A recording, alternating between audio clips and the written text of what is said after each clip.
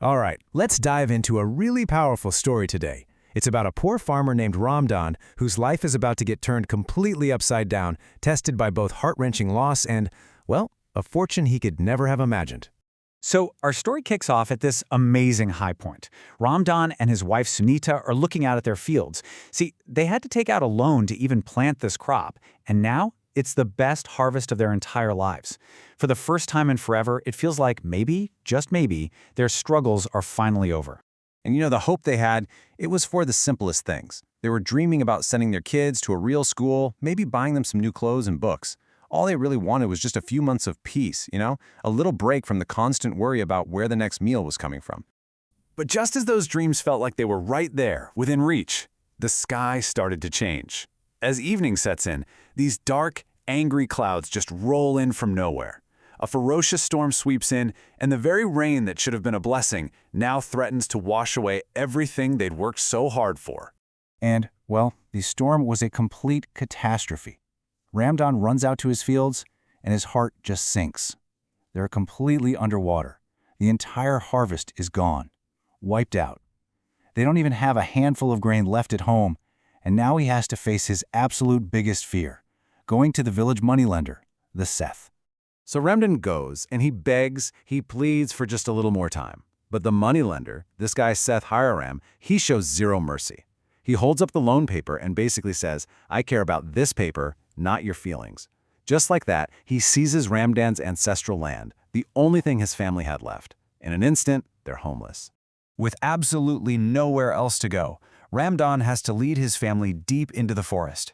They find this old, broken-down hut to take shelter in, and their lives are just reduced to a daily fight for survival.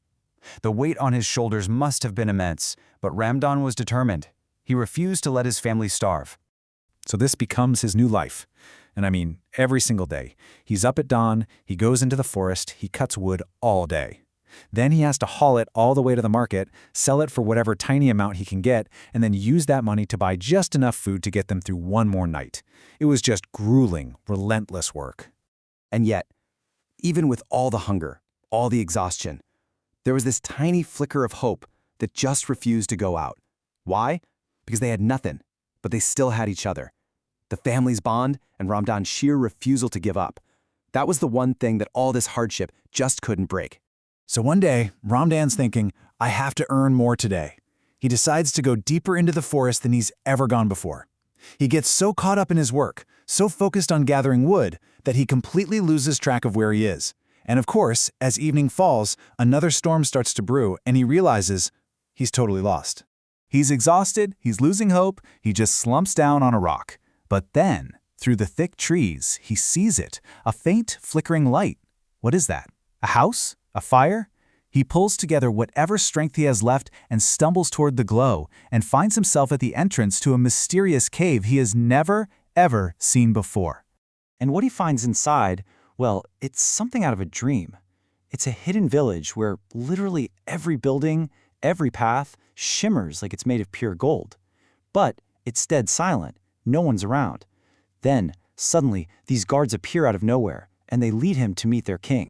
The king is this wise old man, and he just listens to Ramdan's whole story. He can see the honesty in the farmer's eyes, the hardship written all over his face. And the king explains that this magical place, it only reveals itself to people who are truly deserving. So as a reward for his integrity, he gives Ramdan a small chest filled with gold coins, telling him to go start a new life. So what does Ramdan do with this sudden fortune? He doesn't hoard it. His very first act is to buy food and new clothes for his kids and a new sari for his wife. And his second act, he marches straight to Seth Hariram and repays every single coin of that debt. So Ramdan gets his land back and starts a small, honest business selling wood. But meanwhile, the Seth is just stewing in suspicion and greed. He's thinking, how on earth did this poor farmer get so rich? He becomes absolutely obsessed with finding out where the money came from, and he decides he's going to follow Ramdan. A few days later, Ramdan goes back into the forest, wanting to thank the king. And just as he planned, the Seth is secretly trailing him, hiding in the shadows. When Ramdan gets to the cave and calls out, the king's guards welcome him. But when the Seth tries to sneak in right behind him, he's stopped by this blinding flash of light. It's like the magical kingdom itself could read his soul. The guards immediately declare that his heart is just filled with greed. They accuse him of a lifetime of preying on the poor. He's taken prisoner right then and there as punishment for all his cruelty.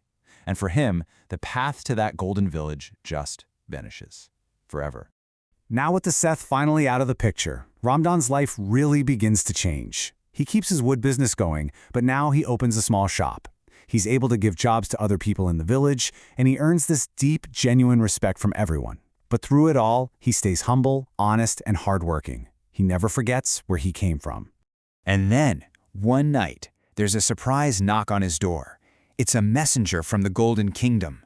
The king has summoned him for an urgent meeting. Ramdan is confused, of course, but he trusts the king, so he immediately follows the messenger back into the forest. And here's the final twist. The king reveals that he's old and has no one to take his place. He explains that he's been watching Ramdan this whole time, that everything that happened was a test of his honesty, his strength, his compassion. He had finally found the person worthy to take his place, and he offers Ramdan the throne. Ramadan thinks about it all night, and then he accepts.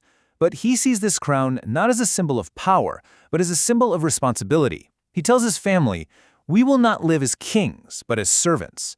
Our job now is to make sure no one else has to suffer the hunger that we knew." And that's where the story leaves us, with this really profound message that true leadership, true royalty, it isn't something you're born into. It's forged in hardship, it's defined by your integrity, and it's measured by how much you care for others. It really makes you wonder, doesn't it? What truly qualifies someone to lead? Is it how much wealth they have? Or is it the character they build when they have absolutely nothing?